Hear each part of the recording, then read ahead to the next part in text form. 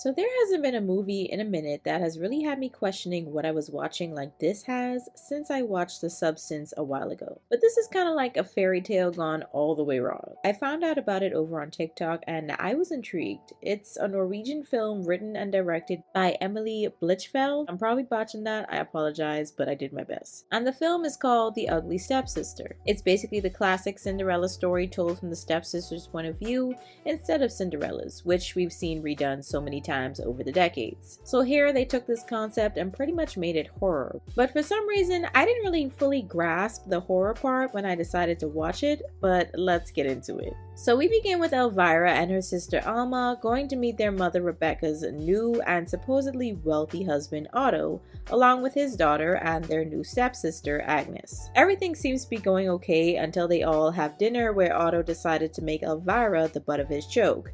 Then he eventually keels over and dies. Everything's pretty much a mess, and it turns out that this man actually didn't have the money that they thought he did. He left behind more debt than anything else. So now their only savior is for one of the daughters to marry a wealthy man, and Rebecca laughs at the idea when looking at Elvira, thinking that she has no potential in doing so. Now Elvira starts stress eating, which stays pretty consistent throughout the film, but the royal family's messenger comes to the door to deliver an invitation to her and Agnes and the other eligible young ladies in the area, to basically parade themselves in front of the prince for him to pick a wife. Rebecca starts blowing through what little money she had left to enhance Elvira's looks, with one of those procedures basically being a full-blown nose job. And she has to wear a brace on her nose until it heals. While getting ready for this major party or ball that at least most of them would be shown off at, Elvira is constantly being put to the back and compared to Agnes, and Agnes kind of becomes the mean girl in this situation. But all this time, they still have yet to bury Otto, and he's just laying in a room in the house, rotting away. Not gross at all, because who cares about hygiene and the health of everyone in the house? That's pretty much low on the priority list when they're trying to find a rich husband, I guess. One day Elvira goes crying to Miss Sophie, one of the teachers so to speak, about never being good enough to be chosen. But she gives her a tapeworm egg, telling her that she can swallow it and eat whatever she wants while it's inside her body, because the worm would be taking a lot of that food in. But when she reaches the weight that she wants to be at, all she had to do was take the antidote or potion and the worm would come right out. But she unfortunately didn't really tell her that it's not really as easy as just taking a potion to get rid of the worm once it gets beyond a certain size. But anywho, she tells Alma about her plan to swallow the egg, but Alma is definitely not on board with it and thinks she's not well in the head and abandons her in the woods. However, Elvira seems more concerned about Alma possibly telling their mother, but on another note, Agnes is out here sneaking around with Isaac, a stable boy, and Elvira goes ahead with swallowing the egg. She happens to come across Prince Julian in the woods with some of his friends talking about either having a virgin or a horse that's broken in.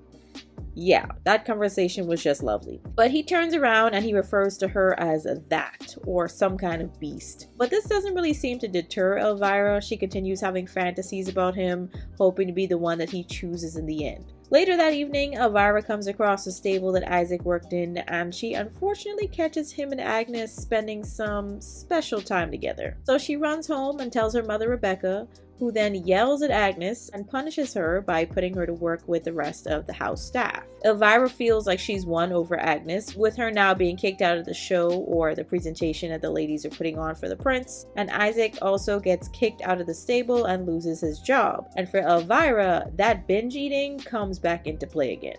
Even though she managed to kind of ruin things for Agnes, she still saw her as a threat. So she goes back to the doctor for another procedure, this time for eyelashes, that they actually sew into her eyelids, y'all. Yeah, that was crazy. I actually had to turn away for the scene. I was just super grossed out, but afterwards, she's pretty much left temporarily blind.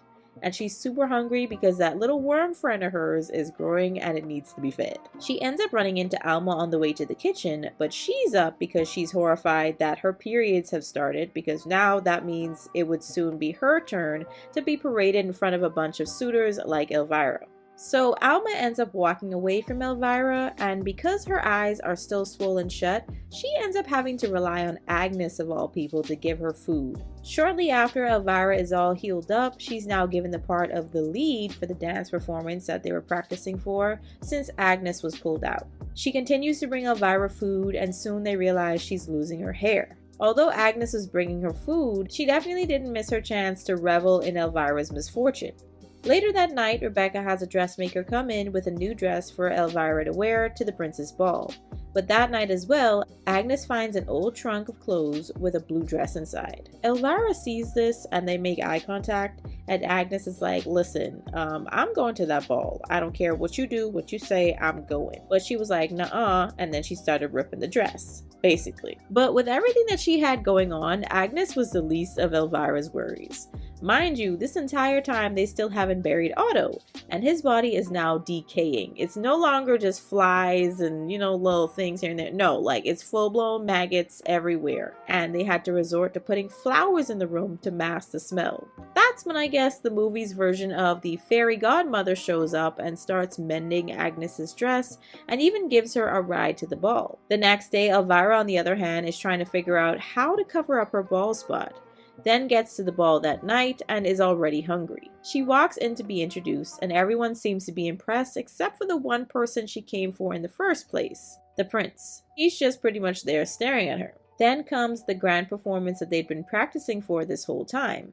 Elvira's a star, and that gets her a dance with the prince. But that's when Agnes walks in and of course steals the show and the prince. But Rebecca seems only concerned with Elvira finding a rich guy to marry, but Elvira specifically wanted the prince.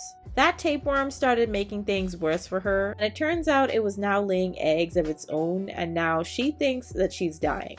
She starts spiraling, thinking that she's seeing things that aren't really there, and she and Agnes see each other, but Agnes tries to rush out as if we couldn't already see her face through that little Cher face cover that she had on, but moving on. The prince finds her shoe, and I think you know how that story goes. He vows to marry the girl who wore that shoe. Elvira gets home and tries to fight Agnes for the other shoe, while Rebecca seems even more interested in finding a man to marry for herself. This is when Elvira gets the bright idea to cut her toes off to get her foot to fit in the shoe that was clearly too small for her to begin with. And yes, you heard that right. Chop off her toes to get her feet to fit inside of a shoe for a man that barely paid her any attention. Alma and Rebecca come in to help, but Alma seems to be the only one that's actually horrified. Rebecca, on the other hand, is just there to help her chop off the toes from the other foot because Elvira actually chopped the wrong foot. The level of insanity that they both had to reach is pretty wild to think about. Elvira wakes up with no toes and to the sound of the prince arriving at the house, and she crawls out of the bed because she can't even walk at this point, and she looks absolutely insane falling down the stairs and knocking out a tooth on the way down. Agnes sees her at the bottom of the stairs, gives her one last glance, and runs out to the prince, and obviously the shoe fits and Agnes gets to live the fantasy that Elvira had been dreaming of this entire time. Alma forces Elvira to finally take the antidote for the worm, and it's probably one of the most disturbing scenes I've seen in a movie in a while, not gonna lie, but at least now she's free of it. Alma takes some of her mother's jewelry while she's a little preoccupied with that man from the night before. She grabs Elvira and they both get out of there. And that's pretty much where our story ends. So when it comes to my official thoughts about the movie, I thought it was a pretty cool idea to tell a well-known story that has been made into film hundreds of times at this point from a different perspective. The story always was evil stepmother comes in with her two evil daughters, and Cinderella's father dies unexpectedly, and she basically becomes their maid and always has to do what her stepmother asks of her. But here we see a different tale, where Agnes is technically supposed to be Cinderella, and Elvira is the stepsister that's around the same age, competing for the prince's attention. But we see that at some points, Elvira is trying her best to be friendly and comforting towards Agnes, especially after her father Otto passes away, but Agnes just wasn't really interested, and it just seemed like a very contentious relationship from the jump, mainly because of Agnes. Even when they were getting ready and practicing for their big performance for the prince, Agnes sees that Elvira was being picked on and treated unfairly and never said anything. She never helps the situation or tries to make Elvira feel better about herself, no kind words. It was always these looks of like, I'm better than you. Obviously, Agnes isn't responsible for Elvira's feelings, but dang, like she could have at least tried to be a nice sister. Maybe Elvira wouldn't have tried so hard to ruin her, you know? But of course, we gotta talk about the two other things when it comes to this movie. The first thing being the whole body weight thing and physical enhancements. Yes, we need to discuss the whole boy craze situation, but we'll get into that in a sec. Elvira was pretty much average size, not overweight, just a little plump, but not overweight. And regardless, it was just crazy that she resorted to swallowing a tapeworm egg to lose weight.